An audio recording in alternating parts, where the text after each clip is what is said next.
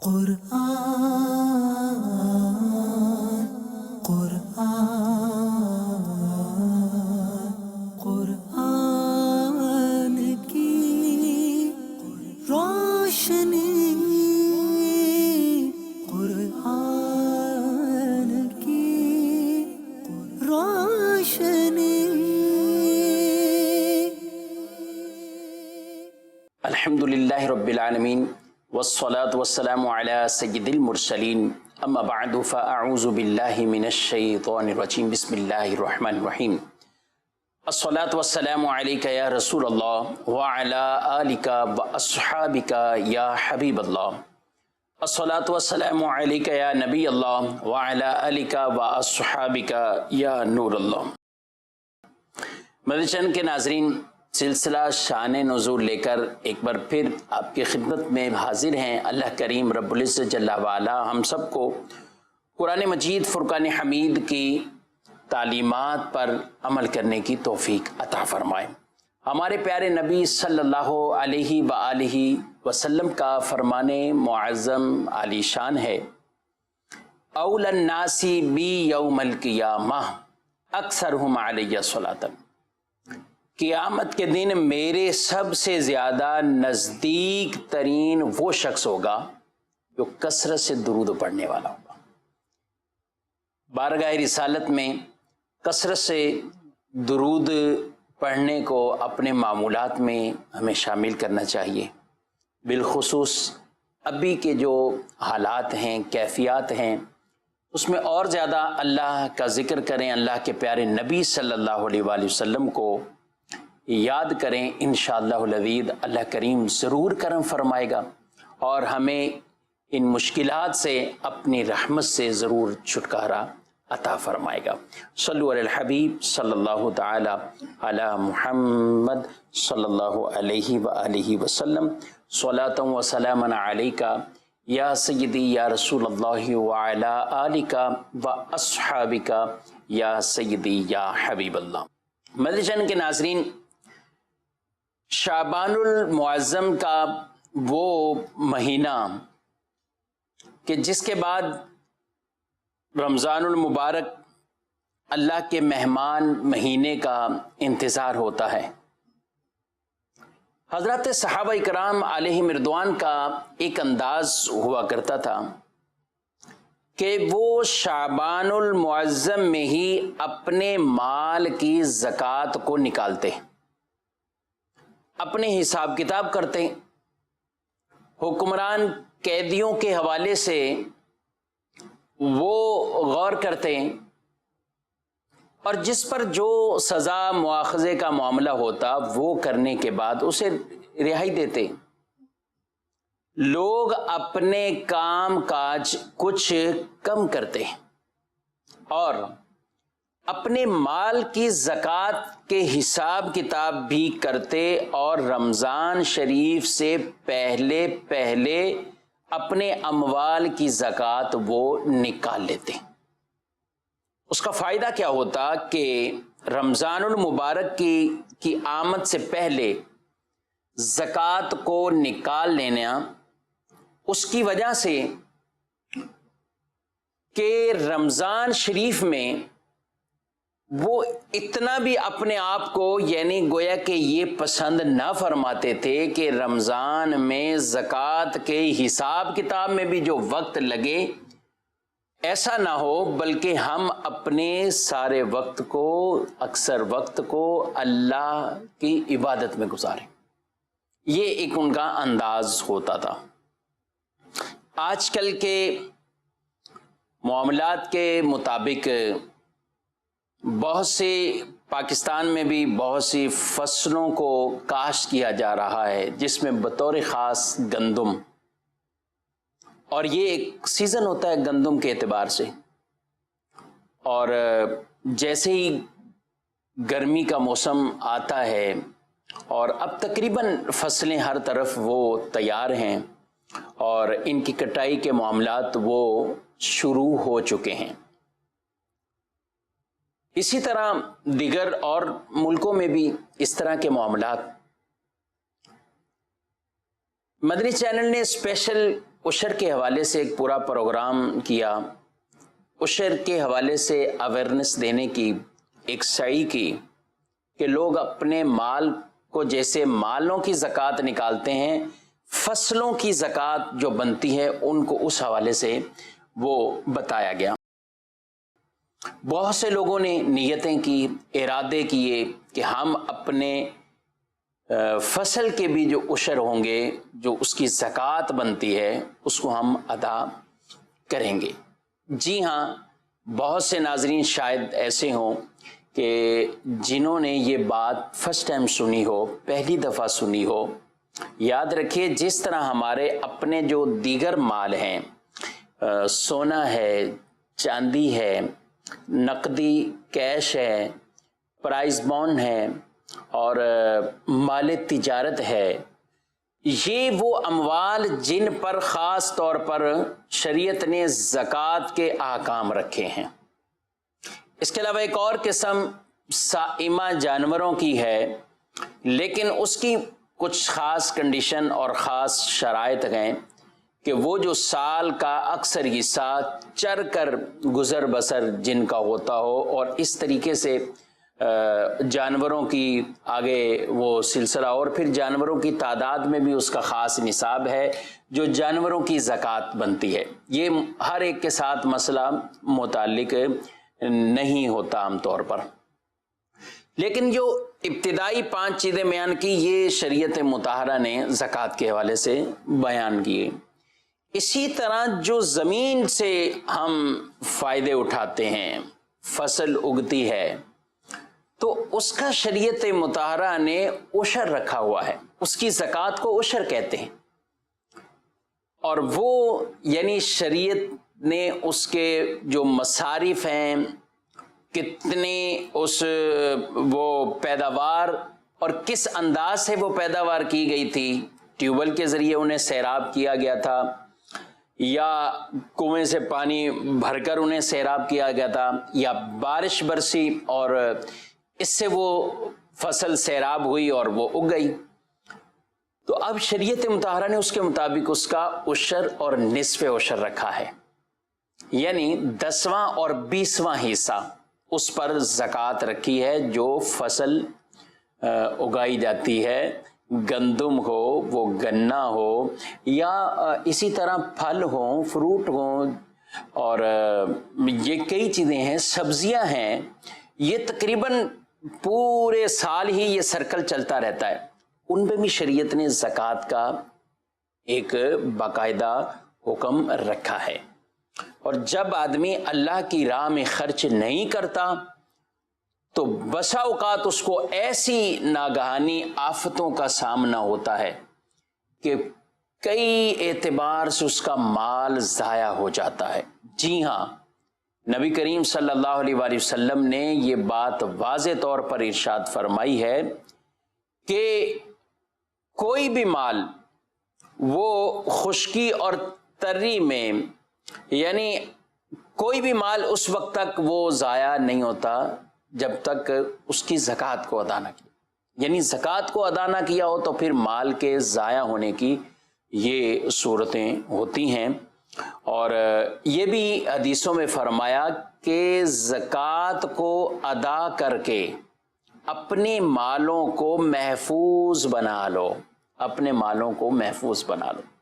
آج آدمی کہتا ہے بہت اچھے کسی بینک کے اندر اپنے پیسے کو رکھتا ہے کہ جو بینک دیوالیہ نہ ہو، تو کیوں کل کو ہمیں کوئی نقصان اٹھانا نہ پڑے۔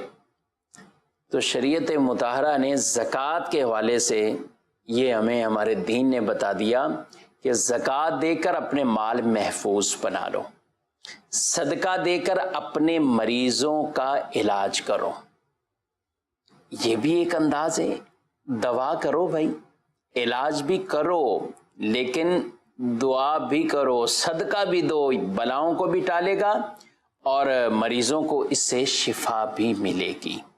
تو آج میں آپ کے سامنے ایک قرآنی بہت پیارا خوبصورت ایک واقعہ، اور اس میں ہر آدمی کو بہت کچھ سیکھنے کو ملے گا کہ جب ہم اللہ کی راہ میں دینے سے کچھ گریز کرتے ہیں، یعنی نہیں دیتے، ہاتھ تنگ کر لیتے ہیں، تو اس کے بسا اوقات کیسے کیسے نقصانات کا سامنا بھی کرنا پڑ سکتا ہے۔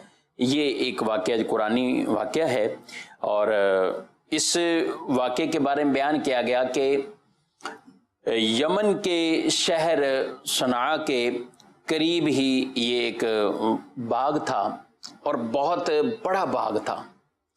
اس باغ کا مالک بڑا نیک آدمی تھا، اور وہ نیک آدمی جو اس باغ کو چلایا کرتا تھا، سیراب کرتا، اس سے جو کچھ حاصل ہوتا، تو وہ شخص جب فصل اترتی، پھل آنے لگتا، تو غریبوں کو کہتا آ جاؤ، غریبوں کو، یتیموں کو، مسکینوں کو بلا لیتا، اور کہتے بھی ہماری جھولیوں سے جو پھل الگ گرتے رہیں گے وہ تم اٹھا لینا۔ آپ خود سوچئے کہ درختوں سے جب درختوں کو ہلا کر، جھنجھوڑ کر اتارا جائے تو کوئی ادھر گرے گا، کوئی دوسری طرف گرے گا، تو اس نے کہا جو جھولیوں سے الگ گرے وہ تم اٹھا لینا۔ ہوا یہ معاملہ کہ بہت زیادہ مال اس طرح فقیروں کی طرف چلا جاتا، پھر جو کچھ اسے ملتا وہ اس کا بھی 10واں حصہ الگ سے اپنے حصے میں سے بھی وہ فقراء کے لیے نکال دیتا۔ اس نیک آدمی کا انتقال ہوا، انتقال ہونے کے بعد اس کے 3 بیٹے اس کے وارث بنے، اور انہوں نے آپس میں مشاورت کی کہ والد کے ہوتے ہوئے ہمارا کنبہ خاندان بڑا نہیں تھا، ہمارے اخراجات بھی بڑے نہیں تھے، اب معاملات کچھ اور ہیں، اب مہنگائی ہے، اب دیگر چیزیں ہیں جو ہم بھی سوچتے ہیں، تو اس دفعہ ہم غریبوں کو اطلاع نہیں دیں گے اور جا کر اپنا پھل اتار لیں گے، پھر بعد میں دیکھیں گے کیا دینا ہے کیا نہیں دینا، کیونکہ ہمارا بہت سا پھل وہ غرباء کی طرف چلا جاتا ہے، ہم اس دفعہ نہیں دیں گے۔ جب یہ ایک نیت اور ایک بری نیت کہیں کہ جو اللہ کی راہ میں دینے سے وہ باز آ رہے تھے، رکاوٹ بن رہے تھے، تو انہوں نے اسی پر ہی رات کو یہ طے کیا اور کہا صبح جلدی جلدی چلیں گے، کوئی غریب ہمیں دیکھے نہیں، کسی کو اطلاع نہ ملے۔ ایسا ہی کیا، صبح اٹھے اور نکل پڑے، بڑے اندھیرے منہ جاتے جاتے جاتے چلتے گئے، اور آپس میں بات بھی ہلکی کرتے کہ کسی غریب کو پتہ نہ چل جائے کہ ہم جا رہے ہیں۔ یہاں تک کہ وہ اپنے ان باغ پر پہنچے تو وہ دیکھ کر حیران ہو گئے کہ وہ پورا کا پورا باغ جو تھا وہ سارا جل کر راکھ ہو چکا تھا۔ وہ سمجھنے لگے کہ شاید اندھیری کی وجہ سے ہم راستہ بھول چکے ہیں، تو ان کے ایک بھائی نے کہا راستہ نہیں بھول چکے، تم کیوں نہیں اللہ کی بارگاہ میں توبہ کرتے؟ یہ ہماری اس بری نیت کی وجہ سے یہ عذاب ہمیں دیکھنا پڑا کہ ہمارا پورا کا پورا باغ جل گیا۔ اس کے بعد ان بھائیوں نے پھر اللہ کی بارگاہ میں توبہ کی اور اپنی اسی نیت پر لوٹے، اور پھر اللہ نے ان کو دوبارہ ان کے پھلوں میں بھی برکت دی اور ان کے اس باغ میں بھی بہت برکت عطا فرمائی۔ قرآن مجید کے 29ویں پارے کے اندر اس پورے واقعے کو بیان کیا گیا، جس کا پس منظر میں نے کچھ عرض کیا ہے۔ آئیے اب اس واقعے کا قرآن پاک میں جو اللہ نے ارشاد فرمایا ہے وہ ہم سنتے ہیں۔ اللہ رب العالمین ارشاد فرماتا ہے اِنَّا بَلَوْنَاهُمْ كَمَا بَلَوْنَا أَصْحَابَ الْجَنَّةِ اِذْ أَقْسَمُوا لَيَصْرِمُنَّهَا مُصْبِحِينَ۔ کہا کہ بے شک ہم نے انہیں جانچا، آزمایا، جیسا باغ والوں کو جانچا تھا، جب انہوں نے قسم کھائی کہ ضرور صبح ہوتے اس باغ کو کاٹ لیں گے۔ اور پھر اللہ فرماتا ہے وَلَا يَسْتَثْنُونَ، اور انہوں نے انشاءاللہ بھی نہیں کہا، یہ بھی نہیں وہ کہہ رہے تھے. یعنی کوئی بھی کام کرنا ہو تو اس میں اللہ رب العالمین کی طرف اسے منسوب کرتے ہوئے انشاءاللہ اگر اللہ نے چاہا تو ہم ایسا کر لیں گے. وہ انہوں نے یہ بھی نہیں کہا، فرمایا انہوں نے یہ بھی نہیں کہا.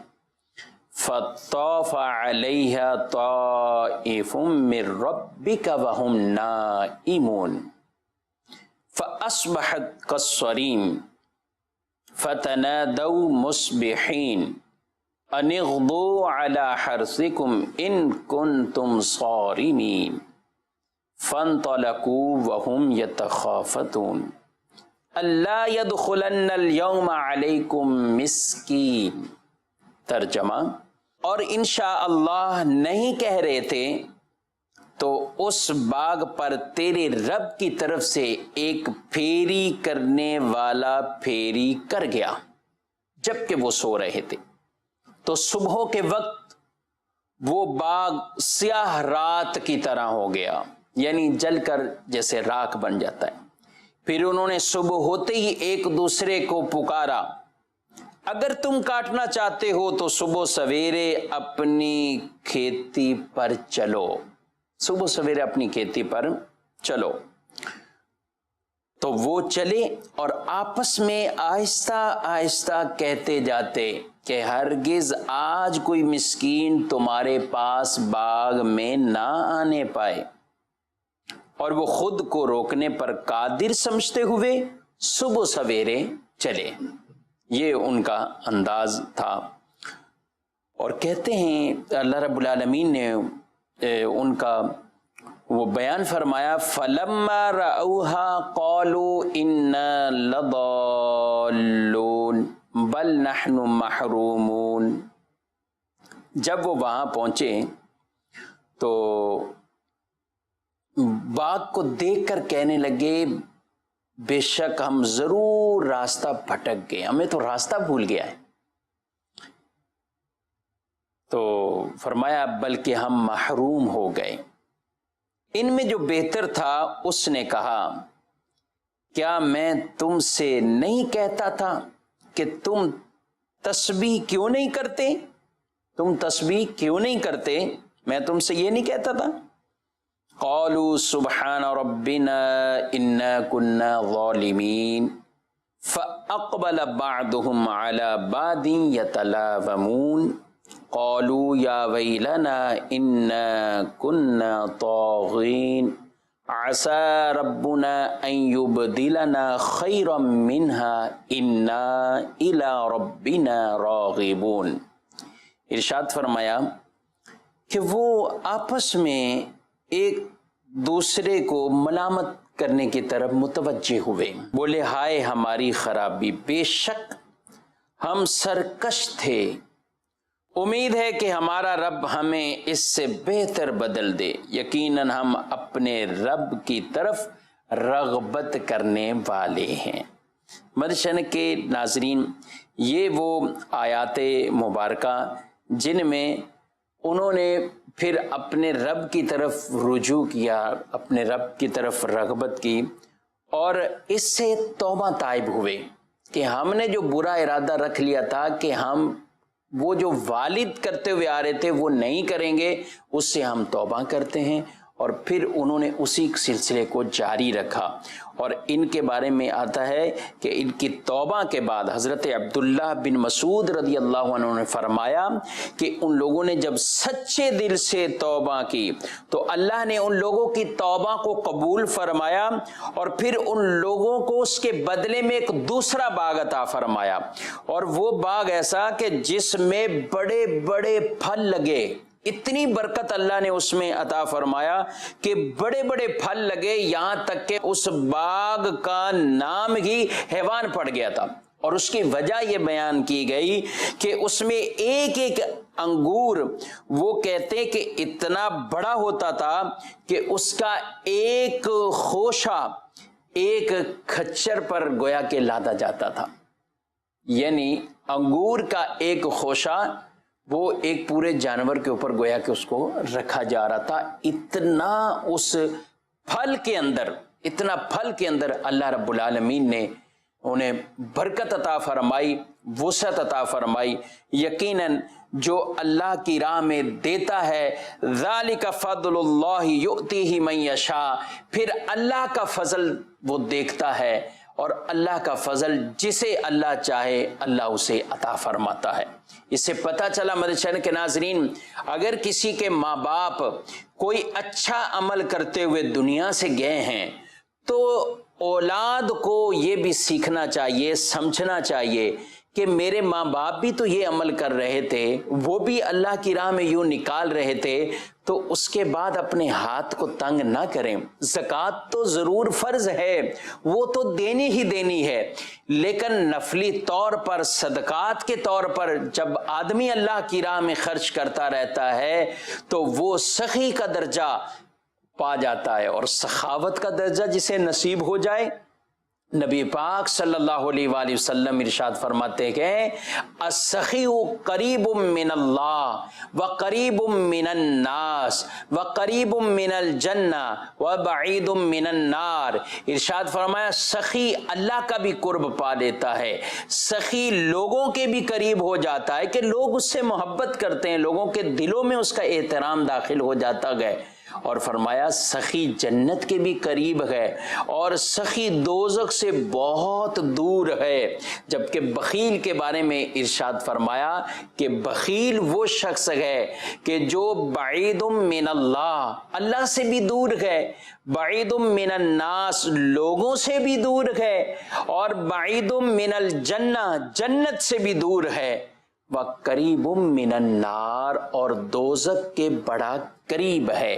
یہ بخل کرنے والے انسان کے بارے میں یہ بیان کیا ہے۔ اور مدنی چینل کے ناظرین، یہاں یہ سمجھنا ہمیں چاہیے کہ بخیل کون ہوتا ہے۔ بخیل جہاں شریعت مطہرہ اسے کہتی خرچ کرو اور وہ خرچ نہ کرے، یعنی جو شریعت نے اس پر لازم رکھا ہو، زکوٰۃ کی ادائیگی کے اندر وہ سستی کرنے والا ہو، نہ پوری زکوٰۃ دینے والا ہو، زمینوں کے عشر جو نکلتے ہیں وہ پورے نہ ادا کرنے والا ہو، شریعت مطہرہ نے اس پر اپنی فیملی کے اعتبار سے جو خرچ واجب رکھے ہوں وہ وہاں نہ دیتا ہو، تو یہ بخیل شخص وہ کہلاتا ہے۔ ہم عام طور پر جو عام کسی معاملے میں اگر کسی کی کنجوسی کو دیکھیں تو ہم بخیل کہہ دیتے ہیں، لیکن شرعاً بخیل کون ہے؟ جہاں شریعت مطہرہ اسے کہتی خرچ کرو، اور یا شریعت اس پر خرچ کرنا لازم کرتی ہے اور وہ خرچ نہیں کرتا، ایسے شخص کو بخیل فرمایا گیا ہے۔ اور یہ بخل یہ بہت برا وصف ہے، بہت برا وصف ہے۔ اللہ رب العالمین نے بخیل کے بارے میں قرآن مجید فرقان حمید کو ہم پڑھیں یا حدیث طیبہ کو پڑھیں، رب عز و جل نے ان کی مذمتوں کو بیان فرمایا ہے، جو مال کے اندر بخل کرتے ہیں۔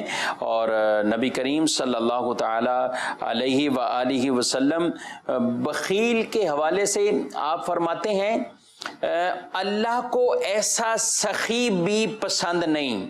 یہ غور سے سننے والی بات ہے، اللہ کو ایسا سخی پسند نہیں۔ کون سا سخی؟ جو اپنی حیات میں، زندگی میں بخیل بنا ہو اور موت کے وقت سخاوت کرنے والا ہو۔ اللہ کو یہ سخی پسند نہیں، اللہ اس سے ناراض ہوتا۔ جب ضرورت تھی یہ خرچ نہیں کر رہا، اب جب اس نے دیکھ لیا کہ موت کا فرشتہ گویا کہ اب آ پہنچا، موت کا وقت آ پہنچا، اب کہنا شروع ہوا کہ ہاں بھی یہ فلاں کو، یہ فلاں کو، یہ فلاں کو، وہ تو اب ہو چکا، یعنی اب اس کی ملکیت میں نکلنے والا ہے، وہ اس کے پاس رہنے والا نہیں۔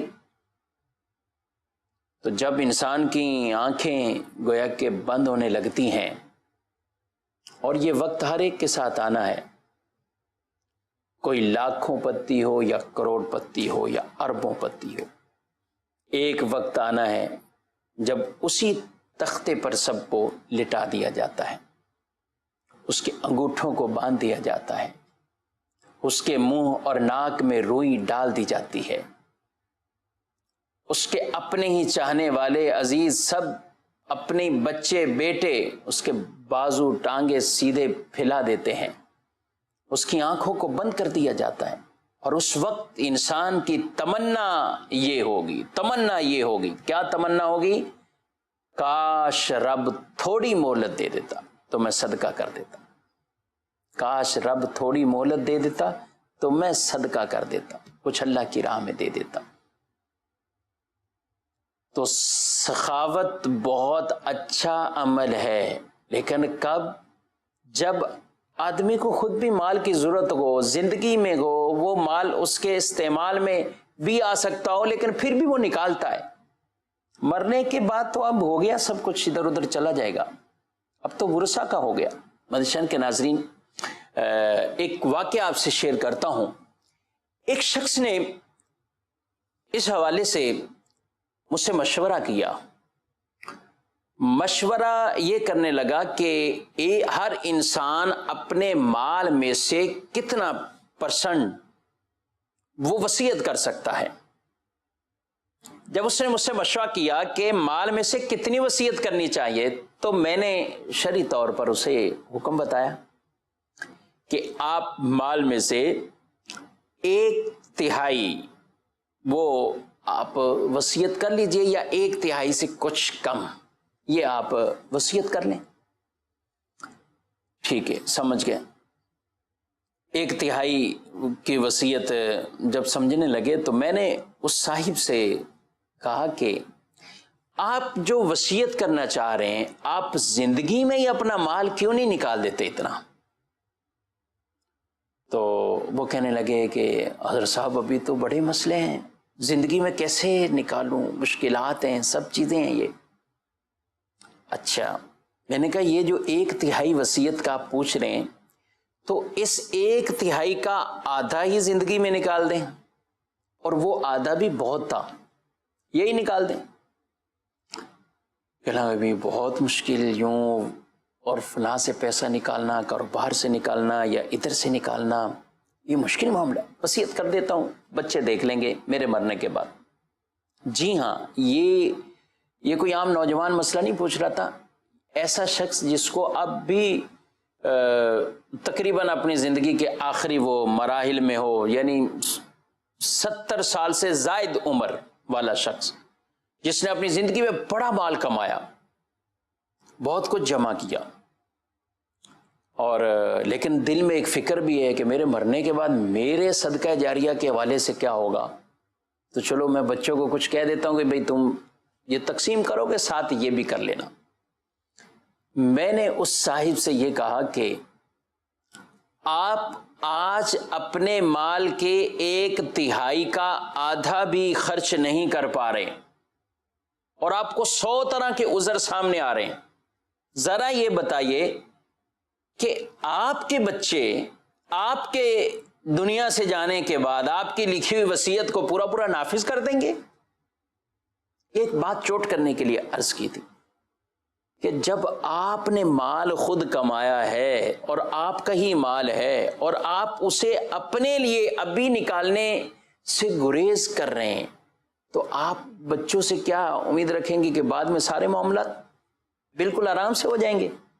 مشکل معاملات ہوتے ہیں۔ جی ہاں، کئی ایسے مسائل آتے ہیں سامنے، اور جب کوئی خود آدمی اپنے مال میں سے ایسی وصیت کر کے جائے تو ہمیں خود مفتیان کرام، علماء کرام سے پوچھنا چاہیے کہ ان کی وصیت کہاں تک نافذ ہے، اور اسے نافذ العمل بنانا لازمی ہے۔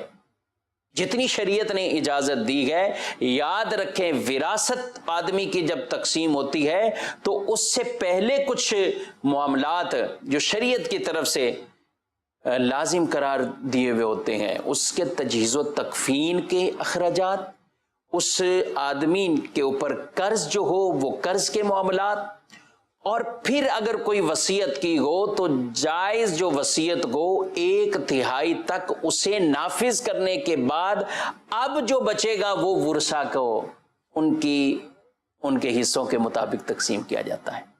یہ ہر آدمی کو اس حوالے سے جب کبھی کسی کی وصیت سامنے ہو تو یہ پوچھنا چاہیے۔ لیکن میں نے ایک چوٹ کرنے کے لیے ان صاحب سے کہا کہ آج آپ کو خرچ کرنا اتنا دشوار لگ رہا ہے، کل کو آپ کے بچے خرچ کریں، ہو سکتا ہے مسائل ہوں۔ ہر ایک کی بات نہیں کر رہا مدنی چینل کے ناظرین، کئی خوش بخت اچھے بچے، اچھی اولادیں جو اپنے ماں باپ کے لیے بہت اچھا سوچتے ہیں، صدقے نکالتے ہیں، صدقہ جاریہ والے کام کرتے گئے، ایسے اچھی اولادیں بھی بہت ہیں، اللہ انہیں بہت اجر و ثواب عطا فرمائے۔ لیکن ایسوں کی بھی کمی نہیں کہ سب کچھ ماں باپ کا یا والد کا وراثت والا لے لیا، اب والد کو ہی بھول گئے، نہ کسی طرح کا کوئی صدقہ ہو، نہ کسی طرح کا کوئی اور عمل ہو۔ تو یہ انداز نہیں ہونے چاہیے۔ جو مال شریعت مطہرہ کی طرف سے اس آدمی کے پاس ہو، سونا ہو، چاندی ہو، جس پر زکوٰۃ بنتی ہو یا عشر کے معاملات بنتے ہوں، اللہ رب العالمین قرآن پاک میں ایسوں کے بارے میں کیا ارشاد فرماتا ہے؟ فرمایا، اور وہ لوگ جو سونا چاندی جمع کر رکھتے ہیں اور اسے اللہ کی راہ میں خرچ نہیں کرتے، انہیں دردناک عذاب کی خوشخبری سناؤ، جس دن وہ مال جہنم کی آگ میں تپایا جائے گا، پھر اس کے ساتھ ان کی پیشانیوں، ان کے پہلوؤں اور ان کی پشتوں کو داغا جائے گا۔ اللہ اکبر۔ اور یہ کہا جائے گا، یہ وہ مال ہے جو تم اپنے لیے تم نے جمع کر کے رکھا۔ کہا کہ اپنے جمع کرنے کا اب مزہ چکھو، اپنے جمع کرنے کا مزہ چکھو۔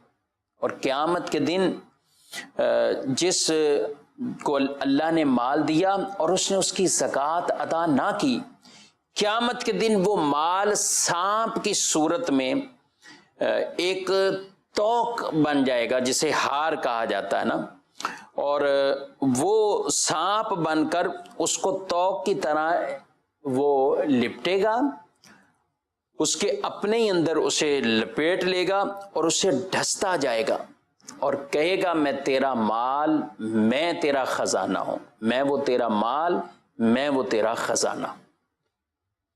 یہ ان لوگوں کے لیے کہ جو مال تو جمع کرتے ہیں لیکن زکوٰۃ کے لیے تیار نہیں ہوتے۔ مدنی چینل کے ناظرین، زکوٰۃ شریعت کا بہت پیارا نظام ہے۔ ایک جملہ بہت مختصر سی بات کرنے جا رہا ہوں۔ اگر 100% درست طریقے سے زکوٰۃ آدمی اپنے مال کی نکال دے، اگر 100% درست طریقے سے ہر انسان اپنے مال کی زکوٰۃ نکال دے، جس کے پاس زمینیں ہیں وہ زمینوں کے حوالے سے، وہ فصلوں کے حوالے سے، جس کے پاس تجارتی پلاٹ ہیں، تجارتی مکانات ہیں، تجارت کی نیت سے خریدے ہوئے ایسی کئی چیزیں، وہ 100% ان مال کی زکوٰۃ کو نکال دیں اور شریعت مطہرہ کے مطابق وہ زکوٰۃ ان حقداروں تک پہنچ جائے، اس ملک میں کوئی بھی غریب نہیں رہے گا۔ بہت بڑی بات ہے یہ، لیکن ہے نظام شریعت نے زکوٰۃ کا جب رکھا ہے تو یہ غریبوں کے لیے رزق کا اہتمام ہے، یہ ان کے لیے رزق کا اہتمام تھا۔ معاملہ یہ ہے کہ دو طرح کے، ایک تو یہ ہے کہ زکوٰۃ پوری نہ نکالنا، یہ معاملہ ہوتا ہے، دوسرا یہ کہ جو پوری نکلی ہے وہ آگے اس طریقے سے پوری پہنچتی نہیں۔ یہ دو خرابیاں ہیں جس کی وجہ سے آج ہم کئی پریشانیوں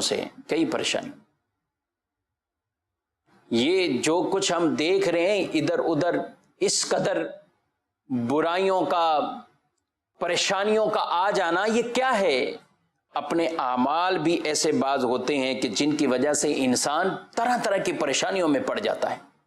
اللہ رب العالمین قرآن پاک میں ارشاد فرماتا ہے، ظہر الفساد فی البر والبحر بما کسبت ایدی الناس، ارشاد فرمایا کہ خشکی اور تری میں فساد ظاہر ہو گیا، کیوں؟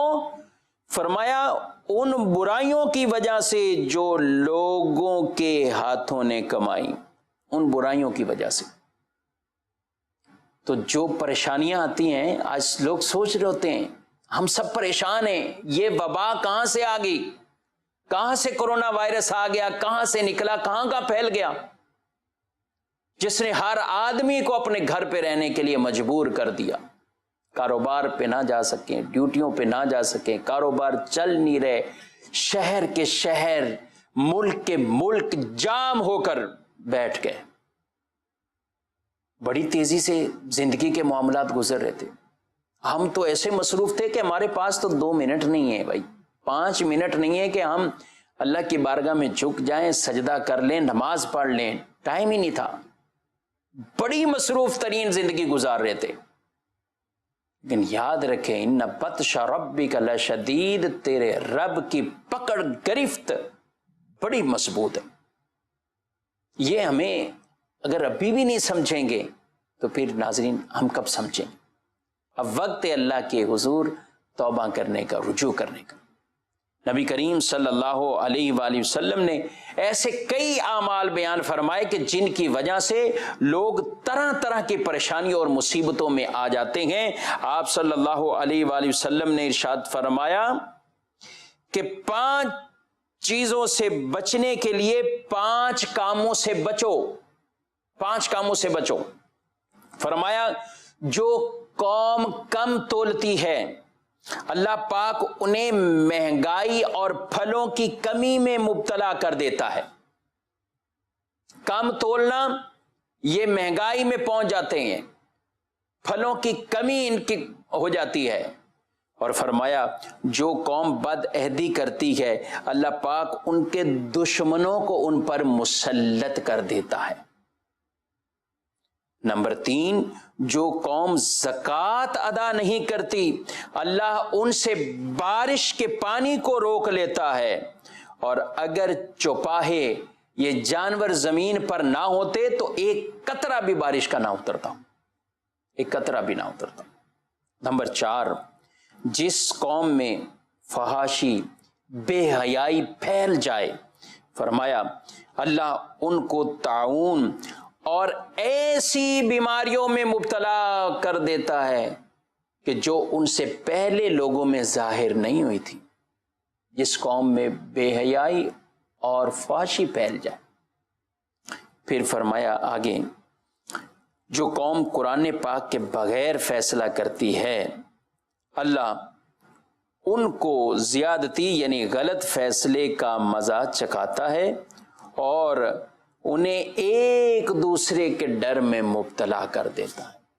خوف زدہ زندگی وہ گزار رہے ہوتے، یہ ہم سب کے لیے سیکھنے کے لیے۔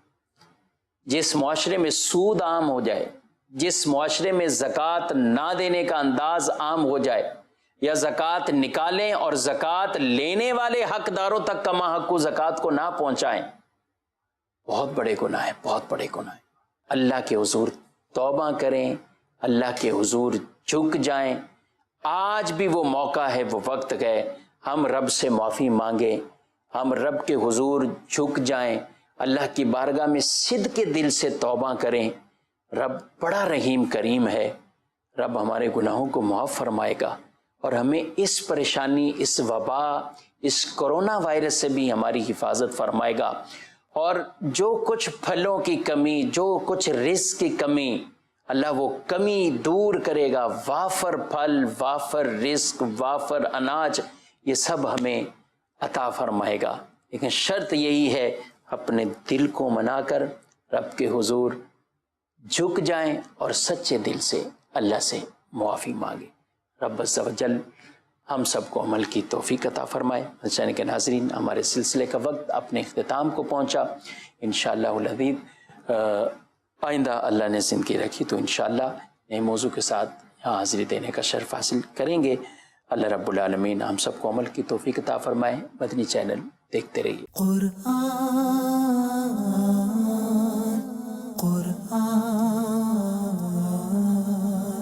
قرآن کی روشنی